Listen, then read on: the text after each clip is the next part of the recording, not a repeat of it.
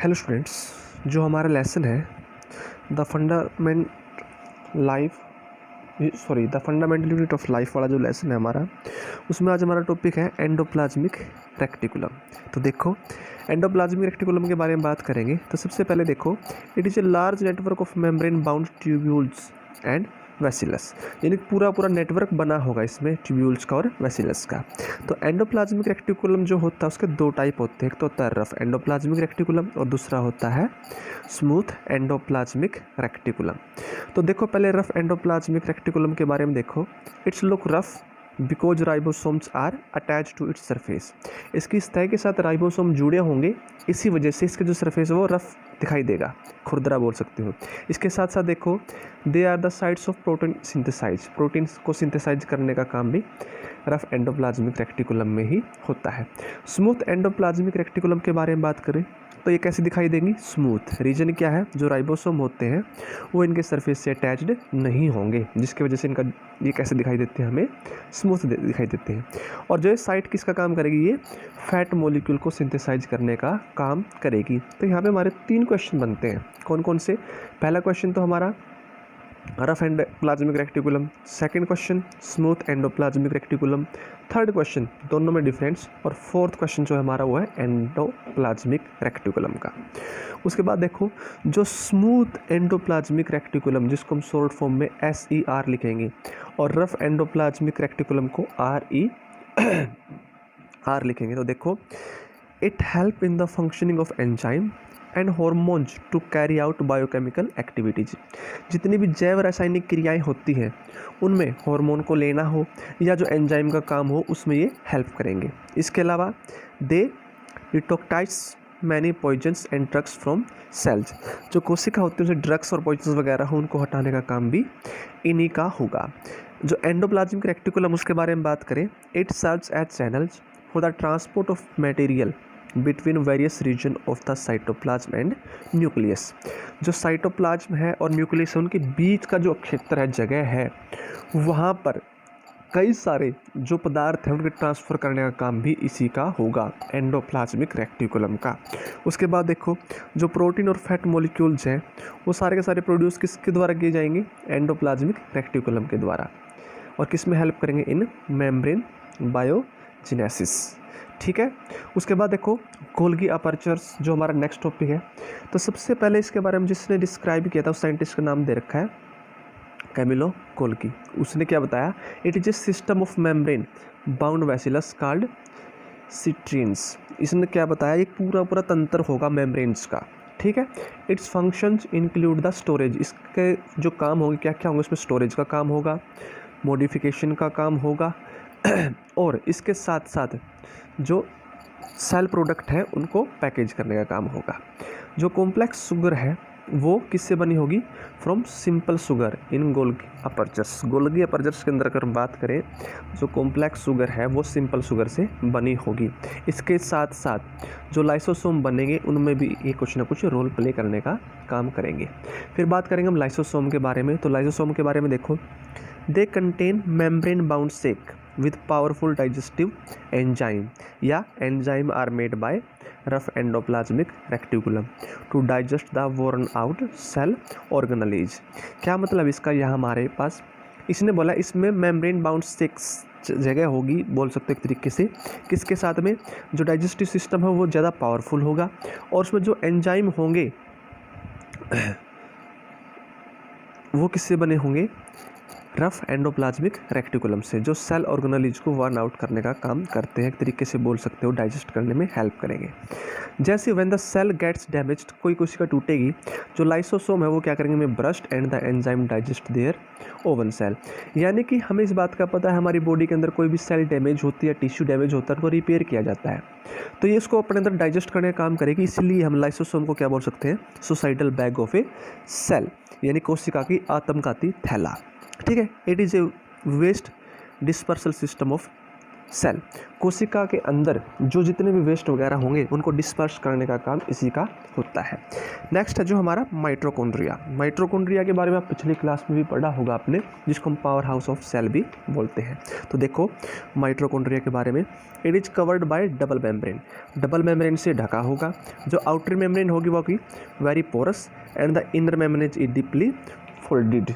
जो बाहरी वाली परत है जो वो तो पोर्स होगी और इनर वाली फोल्डेड फॉर्म में होगी। जो सब फोल्ड्स बनेंगे वो क्या करेंगे, create a large surface area, जो क्षेत्र होगा उसका वो बढ़ा देंगे। किसके लिए, for ATP molecule synthesize. ATP की फुल फॉर्म दे रखी है हमारे यहाँ पर adenosine triphosphate. Most important point है, एटीपी और एडीपी की फुल फॉर्म आपसे पूछी जा सकती है कई बार। ठीक है, जो एटीपी वो क्या है, हमने एटीपी तो बोल दिया, अब एटीपी होता है क्या वो देखो। ATP is the energy currency of cell. कोशिका के लिए जो ऊर्जा का काम करने का होता है वो एटीपी का होता है, एटीपी उसकी करेंसी है। तो इसलिए क्या है, जो माइटोकॉन्ड्रिया वो क्या, पावर हाउस ऑफ सेल, कोशिका का शक्ति घर भी बोल सकते हो, बिजली घर भी बोल सकते हो। जो माइटोकॉन्ड्रिया है इसके पास खुद के डीएनए होते हैं और राइबोसोम होते हैं। तो इसलिए क्या है, ये खुद ही अपने प्रोटीन तैयार करेंगे। उसके बाद देखो प्लास्टिड्स के बारे में। प्लास्टिड्स के बारे में देखो, ये किस में होते हैं, सिर्फ प्लांट सेल में होंगे, एनिमल सेल में नहीं होंगे। यहाँ पर इनके दो टाइप है, क्रोमोप्लास्ट और ल्यूकोप्लास्ट। क्रोमोप्लास्ट में जो प्लास्टिड वो कलर्ड होंगे। तो देखो देखो आगे, जो क्लोरोप्लास्ट है जो ग्रीन पिगमेंट होता है प्लांट्स के अंदर, and usually in photosynthesis and also contain various other pigment like yellow और ऑरेंज। जो क्लोरोप्लास्ट होता है उसमें ग्रीन पिगमेंट होता है और उसका यूज किसके लिए करते हैं, जो हमारी फोटोसिंथेसिस की प्रोसेस है उसके लिए। इसके अलावा इसमें और भी पिगमेंट होते हैं येलो कलर और ऑरेंज कलर के। अभी तक आपने पढ़ा है क्लोरोफिल के बारे में जिसमें ग्रीन कलर होता है, लेकिन जैसे ही आप आगे 11th और 12th क्लास में होंगे वहाँ पर क्लोरोफिल के अलग अलग पार्ट आएंगे, जहाँ पर क्लोरोफिल का येलो कलर और ऑरेंज कलर के बारे में भी डिस्कस किया जाएगा। उसके बाद देखो जो सेकंड हमारा ल्यूकोप्लास्ट, जिसमें वाइट और कलरलेस प्लास्टिड होगा। तो देखो ये मटेरियल्स को स्टोर करने का काम करेंगे, जैसे कि ऑयल्स है, प्रोटीन्स है, फैट है, इन सभी को। जो प्लास्टिड्स हैं उनके ऊपर भी डबल मेम्ब्रेन की कवरिंग होगी, ये बोल सकते हो they also covered by double membrane. जो मैट्रिक्स उनको बोलेंगे स्ट्रोमा। ठीक है, जो क्या होते हैं, सीट फॉर एंजाइमेटिक एक्शन, जो एंजाइम अपनी वर्किंग करते हैं उनके लिए होते हैं। जो प्लास्टिड्स हैं उनके पास खुद के डीएनए होंगे और राइबोसोम होंगे, जिस तरह से माइटोकॉन्ड्रिया के पास थे हमारे।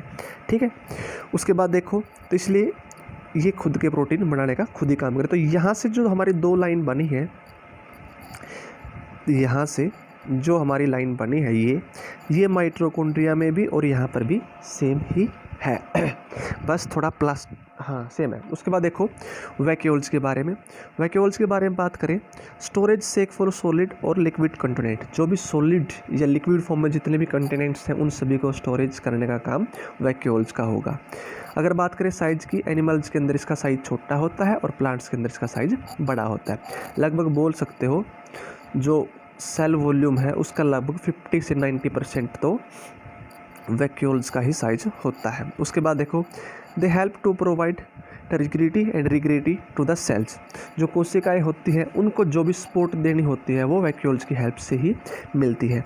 कई सारे सब्सटेंसेस के बारे में बात करें, जैसे कि अमीनो एसिड है, शुगर है या ऑर्गेनिक एसिड है या प्रोटीन है, वो सारे के सारे स्टोर किए जाएंगे वैक्यूल्स में। सिंपल सी बात, हमने बिल्कुल स्टार्टिंग में पॉइंट पढ़ा था, स्टोरेज करने का इसका काम होता है, चाहे सॉलिड फॉर्म में हो या लिक्विड फॉर्म में हो। तो वही बातें हमारे अमीनो एसिड है, शुगर है, ऑर्गेनिक एसिड है या प्रोटीन है, उन सभी को वैक्यूल्स के अंदर स्टोर्ड किया जाएगा। अगर बात करें अमीबा की, अमीबा में जो फूड वैक्यूल्स होते हैं वो क्या होते हैं, it's specialized to play an important role. उनमें जो फूड वैक्यूल होते हैं वो अपना एक विशेष रोल यानी विशेष भूमिका निभाएंगे, किसके अंदर, अमीबा के अंदर। उसके बाद सेल के बारे में हम यहाँ पे डेफिनेशन भी कर सकते हैं जो हम पहले कर चुके थे। It is the fundamental structural unit of living organism. जीवों की संरचनात्मक और कार्यात्मक इकाई है। हेल्प इन रेस्पिरेशन, सांस लेने में हेल्प करेगी। ऑब्टेनिंग न्यूट्रिशन, पोषण लेने में हेल्प करेगी।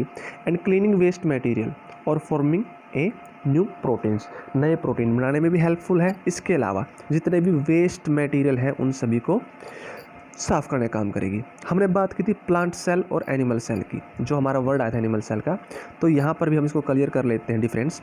अगर हम बात करें एनिमल सेल की, एनिमल सेल के अंदर क्या है, सेल वॉल एब्सेंट होगी और प्लांट सेल के अंदर जो होती है सेल वॉल प्रेजेंट होती है। जो प्लाज्मा मेम्ब्रेन है वो क्या होगी, is outer layer which provide turgidity to the cell.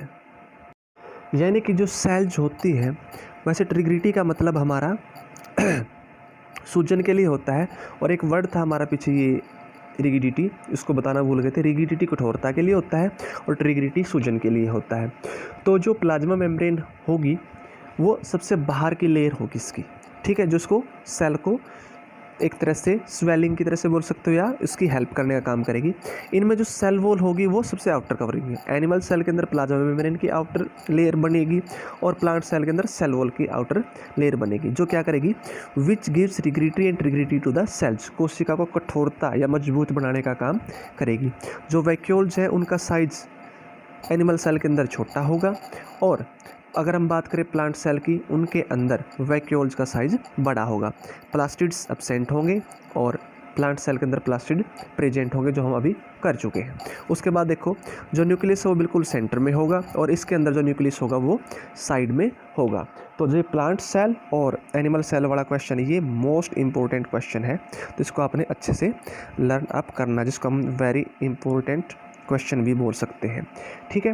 तो इसी के साथ हमारा लेसन कंप्लीट होता है। जो हमारे सेल्स के पार्ट बचते थे वो हमने कवर अप कर लिए हैं।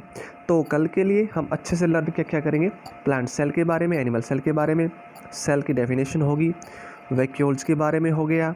उसके बाद प्लास्टिड्स के जो टाइप हैं वो हमारे, माइटोकॉन्ड्रिया टॉपिक हो गया, लाइसोसोम का टॉपिक हो चुका है हमारा, गोल्गी अपर्चर्स के बारे में हम कर चुके हैं। इसके साथ साथ जो एंडोप्लाज्मिक रेक्टिकुलम है उसके बारे में भी कल को हम यहाँ तक लर्न करेंगे। और जैसे ही आपको टाइम लगता है तो आप इस लेसन को एक बार दोबारा से कवर अप कर लेंगे। जहाँ पर आपको जो डाउट हो, कोई प्रॉब्लम हो, तो आप पूछ सकते हैं। कमेंट बॉक्स में आप कमेंट करके अपना जो भी डाउट हो ले सकते हैं। आशा करते हैं वीडियो आपको अच्छी लगी होगी। अगर वीडियो आपको अच्छी लगी हो तो चैनल को सब्सक्राइब करें, वीडियो को शेयर करें और लाइक करें। Thank you.